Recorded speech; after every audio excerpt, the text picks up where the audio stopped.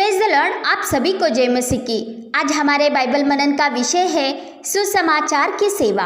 प्रियो, सुसमाचार हमारे लिए उद्धार की सुवार्ता है, जिसका प्रथम संदेश परमेश्वर के आत्मा से प्रेरित होकर परमेश्वर के नबियों ने इस्राएल को दिया था। इसके पश्चात प्रभु के दूत गैब्रियल ने मरियम को दिया था, जब उसी के द्वारा पवित्र आत्मा से हमारा उद्धारक प्रभु यीशु मसीह इस जगत में आने वाला था। और जब राजा दाऊद के नगर बेतलहम में उस उद्धारक का जन्म एक चरनी में हुआ था, तो यह सुसमाचार स्वर्गदूतों ने चरवाहों को सुनाया था कि आज दाऊद के नगर में तुम्हारे लिए एक उद्धारकर्ता जन्मा है और यही मसीह प्रभु है। और यही सुसमाचार आज हम सब के लिए है, क्योंकि आज भी मनुष्य के हृदय रूपी चरनी में उस उद्धारक का जन्म होता है। और प्रभु के जन यह सुसमाचार सुनाते हैं कि यही मसीह यीशु हम सबका उद्धार करता है, क्योंकि प्रभु यीशु में ही हम पाप के दासत्व से स्वतंत्र हो जाते हैं और अनंत जीवन पाकर परमेश्वर के राज्य के वारिस बन जाते हैं। इसलिए यह सुसमाचार हमारे लिए बड़े आनंद का सुसमाचार है, क्योंकि हमारा परमेश्वर से मेल मिलाप हुआ है। क्योंकि पाप और मृत्यु की व्यवस्था के कारण हम नाश होने वाले थे, परंतु प्रभु यीशु मसीह ने हमारे पापों के बदले अपने ही देह का एक ही बार का बलिदान चढ़ाया है और उसके बहते लहू के द्वारा हम परमेश्वर के निकट हो गए हैं। और तीसरे दिन मरे हुए में से जी उठकर हमारे लिए उसने मृत्यु पर जय पाई है, ताकि हमें अनंत जीवन मिले। जब हम उस उद्धारक प्रभु यीशु मसीह पर सच्चे मन से विश्वास करते हैं कि परमेश्वर ने उसे मरे हुए में से जिलाया और अपने मुंह से यह अंगीकार करते हैं कि यीशु ही प्रभु है, तब हम निश्चय उद्धार पाते हैं। इसीलिए यह सुसमाचार सुनकर यदि कोई उन चरवाहों के समान कहे कि आओ, जो हमें बताया गया है उसे जाकर देखे, तो वह सब कुछ वैसे ही पाएगा जो उसने सुना था। क्योंकि प्रभु यीशु मसीह हमें पाप क्षमा करने में और सब अधर्म से शुद्ध करने में विश्वास योग्य और धर्मी है, जब हम अपने पापों को मान लेते हैं। परंतु यह उद्धार सामूहिक नहीं है, इसीलिए हर एक के हृदय में उसका जन्म होना अवश्य है। क्योंकि प्रभु यीशु मसीह हमारा व्यक्तिगत उद्धार करता है।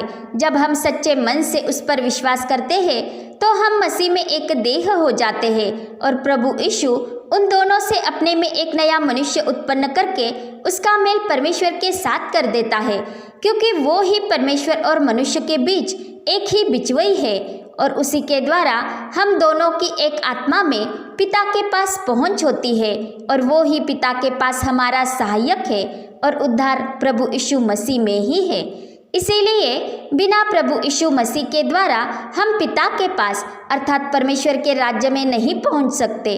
इसीलिए मसीह यीशु में ही हम परमेश्वर के घराने के हो जाते हैं, क्योंकि परमेश्वर ने ही मसीह में होकर हमसे मेल मिलाप किया है और उस यीशु मसीह ने ही हमें मेल मिलाप का सुसमाचार सुनाया है। परंतु प्रभु ने यह सुसमाचार जैसे अपने पवित्र प्रेरितों और भविष्य वक्ताओं पर पवित्र आत्मा के द्वारा प्रकट किया था, वैसे और पीढ़ियों के मनुष्य संतानों पर प्रकट नहीं किया, इसलिए कि अन्य लोग इन प्रेरितों के द्वारा यह सुसमाचार सुने जो मसीह यीशु में है, और जिसके सुनने के द्वारा वे उनके साथ मसीह में एक देह हो जाए और अनंत मिरास के साजी और परमेश्वर की प्रतिज्ञा के भागी हो जाए। प्रेरित पौलुस प्रभु यीशु के उन चेलों में से नहीं था, तो भी वह प्रेरित कहलाया गया और मसीह के सुसमाचार का सेवक बना, क्योंकि उस समय उस पर किसी मनुष्य ने नहीं, परंतु खुद प्रभु यीशु ने ही अपनी पहचान प्रकट की थी और उसे सेवा कार्य के लिए चुना था, और उसके सेवा कार्य के विषय की बातें अपने चेले हनन्याह पर प्रकट की थी, जो उस समय दमिश्क में रहता था। और जब हनन्याह ने पौलुस पर अपना हाथ रखा, तो उसे पुनः दृष्टि प्राप्त हुई, क्योंकि वह 3 दिन अंधों की नाई हो गया था। और वह पवित्र आत्मा से परिपूर्ण होता गया, और पवित्र आत्मा ने उस पर मसीह के सुसमाचार का प्रकाशन प्रकट किया, मसीह की बातों के भेद प्रकट किए, और वह भी प्रभु के चेलों के साथ मसीह के सुसमाचार का सेवक बना। और इन प्रेरितों ने ही सबको मसीह का सुसमाचार सुनाया। और आज हम भी उन्हीं में से हैं जिनका उद्धार सुसमाचार के सुनने के द्वारा हुआ है। यह सारी बातें परमेश्वर की ओर से है, क्योंकि परमेश्वर ने ही मसीह में होकर अपने साथ संसार का मेल मिलाप कर लिया और उनके अपराधों का दोष उन पर नहीं लगाया, तथा उसने मेल मिलाप का वचन हमें सौंप दिया है। अर्थात यह मेल मिलाप की सेवा उन्हें सौंप दी गई है जिनका परमेश्वर के साथ मेल मिलाप हुआ है, अर्थात उद्धार पाने वाले सबके लिए। तथा भले ही कोई प्रेरित हो, भविष्यवक्ता हो, रखवाला हो, उपदेशक हो या प्रभु का कोई भी काम करता हो, वे सब मेल मिलाप की सेवा ही करते हैं। परंतु हमें यह भी देखने मिलता है कि सेवा के भिन्न भिन्न प्रकार में सुसमाचार की सेवा भी सम्मिलित है और प्रभु यीशु मसीह ही सुसमाचार सुनाने वालों को नियुक्त करता है। परंतु यह सेवा कलीसिया के भीतर नहीं होती। हम यह इस आधार पर कह सकते हैं क्योंकि कलीसिया में परमेश्वर जिन्हें नियुक्त करता है उनमें इस सेवा का निर्देश नहीं किया गया है, इसलिए कि यह सेवा कलीसिया के बाहर होती है, अन्य लोगों में की जाती है। परंतु सुसमाचार प्रचारक कलीसिया का ही हिस्सा है क्योंकि वो भी मसीह की देह है जिसे प्रभु यीशु नियुक्त करता है ताकि मसीह की देह उन्नति पाए और सेवा का काम किया जाए और पवित्र लोग सिद्ध हो जाए। क्योंकि यह सुसमाचार प्रचारक कलीसिया के लोगों को भी विश्वास के विषय में समझाता है और कलीसिया को प्रभु में स्थिर करता है। परंतु प्रेरितों के समय में सभी प्रेरित अन्य सेवा के साथ यह सेवा भी किया करते थे क्योंकि यह सेवा मसीह के द्वारा स्थापित होकर उन सबको सौंप दी गई थी ताकि वे पृथ्वी की छोर तक प्रभु यीशु मसीह के गवाह बने। इसलिए हम यह कह सकते हैं कि आज हम सबको मेल मिलाप की सेवा सौंप दी गई है, परंतु सुसमाचार प्रचार की सेवा वो ही कर पाता है जिसे प्रभु ने योग्य ठहरा कर यह सेवा सौंप दी है। क्योंकि जो प्रचारक परमेश्वर की ओर से होता है उसका चाल चलन सुसमाचार प्रचार के लिए प्रभु के योग्य होता है। वह किसी लोभ के कारण सुसमाचार नहीं सुनाता। उसका मन जैसे प्रभु के प्रति समर्पित और शुद्ध होता है वैसे ही मनुष्यों के प्रति भी होता है और वह मनुष्य से भी उचित बर्ताव करता है। वह सुसमाचार सुनाते हुए कोई चापलूसी की बातें नहीं कहता और न ही लोभ के कारण कपट का भेष धारण करता है। वह पवित्र आत्मा की अगुवाई में प्रचार करता है क्योंकि सुसमाचार केवल शब्दों से नहीं होता, पवित्र आत्मा की सामर्थ से होता है और यह सामर्थ उस पर तब बनी रहती है जब वह सुसमाचार प्रचारक संसार के स्वैराचार से परे होकर मर्यादा का उल्लंघन नहीं करता और मसीह में उसे जो स्वतंत्रता प्राप्त हुई है उसका फायदा नहीं उठाता और पवित्र आत्मा की अगुवाई में चलते हुए मसीह के वचन पर मनन करता है, उस पर चलता है और प्रभु के पवित्र लोगों के साथ परमेश्वर की संगति में रहता है और तब ही उसकी सेवा फलदायी होती है क्योंकि उसमें पवित्र आत्मा की सहभागिता होती है। और हम देखते हैं पौलुस भी थेसलनिकी कलीसिया को लिखी गई पत्री में कहता है कि हमारा सुसमाचार तुम्हारे पास न केवल वचन मात्र ही में है वरन सामर्थ और पवित्र आत्मा और बड़े निश्चय के साथ पहुंचा है। और तुम जानते हो कि जब हम तुम्हारे साथ थे तो हमने तुम्हारे साथ कैसा बर्ताव किया है और तुम भी बड़े क्लेश में पवित्र आत्मा के आनंद के साथ वचन को मानकर हमारी और प्रभु की सी चाल चलने लगे, यहाँ तक कि मकीदुनिया और अखया के सब विश्वासियों के लिए तुम आदर्श बने। और प्रभु पर किए गए तुम्हारे विश्वास की हर जगह ऐसी चर्चा फैल गई कि हमें कहने की आवश्यकता ही नहीं। और ये ही सच्चे प्रचारक की सेवा का फल होता है। परंतु इसके साथ ही हमें यह भी देखने मिलता है कि सच्चे प्रचारक का हर जगह स्वीकार नहीं किया जाता। उसे कई बार अपमानित होना पड़ता है, उसका सताव किया जाता है, उसकी बातों का धिक्कार किया जाता है, तो भी वह दुख उठाते हुए, उपद्रव सहते हुए सुसमाचार सुनाता ही है क्योंकि उसे हियाव देने वाला परमेश्वर ही होता है। पवित्र आत्मा का अभिषेक उसे अधिक उत्साहित करता है। इस कारण ऐसा प्रचारक भारी विरोध होने पर भी प्रभु का वचन सुनाता ही है और वचन रूपी बीज कहीं न कहीं बोया ही जाता है और प्रभु के समय में पनप कर उगाता है। और सच्चे प्रचारक के परिश्रम कभी भी व्यर्थ नहीं जाते जो प्रभु की ओर से होते हैं, जो विरोध में सताव में भी प्रभु की बातों से नहीं हटते और न ही किसी अभिलाषा से खींचकर प्रलोभन में पड़ते हैं और न ही वे पवित्र आत्मा को खेदित करते हैं। परंतु आज हमें बहुत से ऐसे भी प्रचारक देखने मिलते हैं जो अशुद्ध मनोभाव से यह सेवा करते हैं और इसलिए उनके प्रचार भ्रम और छल के साथ होते हैं और ऐसा व्यक्ति व्यर्थ अभिमानी और विवादी होता है। वह संवाद नहीं करता परंतु शब्दों पर तर्क करता है, जिससे झगड़े उत्पन्न होते हैं। 1 तिमोथी 6:5 में कहा गया है कि जो यह समझते हैं कि भक्ति कमाई का द्वार है, उन मनुष्यों में व्यर्थ रगड़े झगड़े उत्पन्न होते हैं, क्योंकि वे परमेश्वर की ओर से नहीं होते।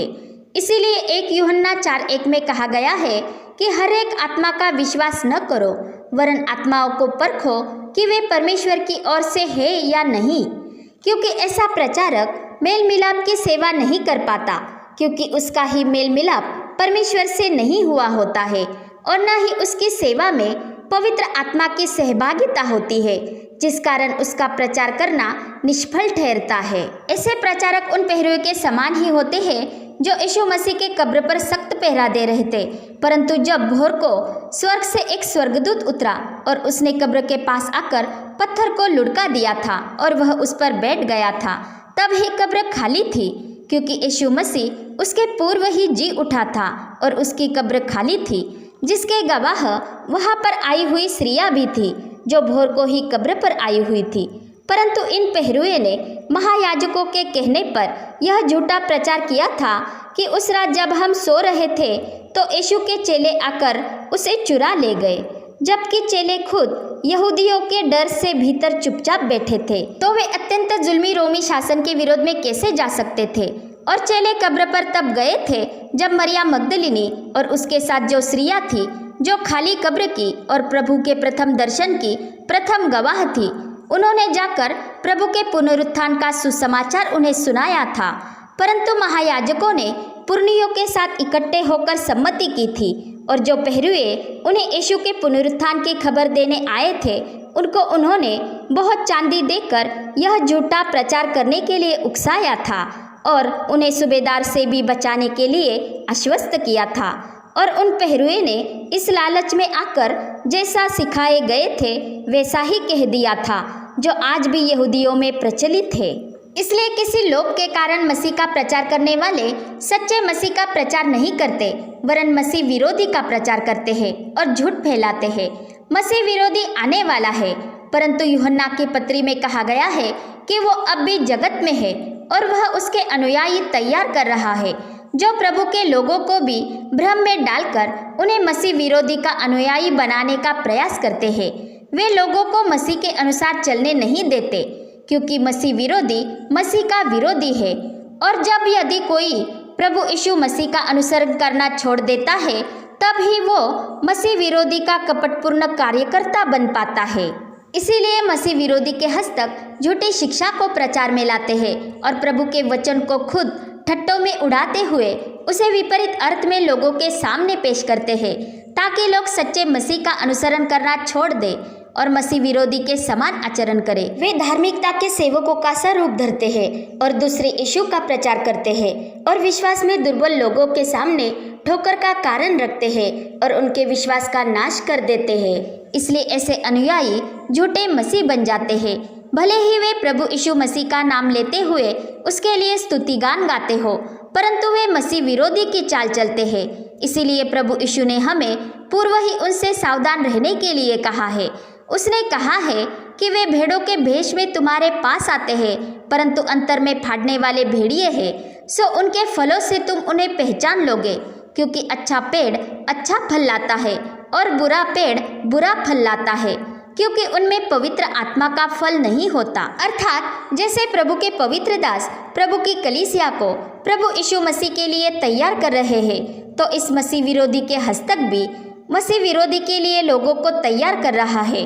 परंतु झूठे मसीह यह नहीं जानते कि मसीह की कलीसिया जो प्रभु यीशु का अनुसरण करते हुए पवित्र आत्मा की अगुवाई में चलते हुए मसीह के वचन के अनुसार तैयार हो रही है, वो अनंत जीवन पाएगी। परंतु झूठे मसीह मृत्यु की ओर जा रहे हैं। इसीलिए हमें प्रार्थना में जागते रहना है, ताकि हम परीक्षा में न पड़े।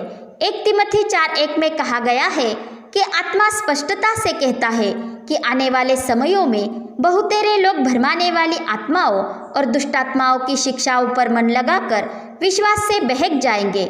यह उन झूठे मनुष्यों के कपट के कारण होगा जिनका विवेक मानो जलते हुए लोहे से दागा गया है, और ऐसे भ्रम के उपदेशों से किया गया प्रचार मेल मिलाप की सेवा नहीं होती। और ऐसी सेवा प्रभु के लिए सुगंधदायी नहीं होती, क्योंकि उसमें पवित्र आत्मा की सहभागिता नहीं। इसीलिए हमें पवित्र आत्मा की अगुवाई में ही चलना अवश्य है और अपना मन प्रभु के सम्मुख और मनुष्य के विषय में भी सीधा होना अवश्य है। तब ही हम मेल मिलाप की सेवा कर पाएंगे और परमेश्वर को ऐसी सेवा सादर कर पाएंगे जो उसे भाती है, क्योंकि भक्ति कमाई का द्वार नहीं, परंतु संतुष्ट मन से की गई भक्ति बड़ी कमाई है। पिता परमेश्वर का प्रेम, प्रभु यीशु मसीह का अनुग्रह और पवित्र आत्मा की सहभागिता हम सभी पर बनी रहे। आमीन।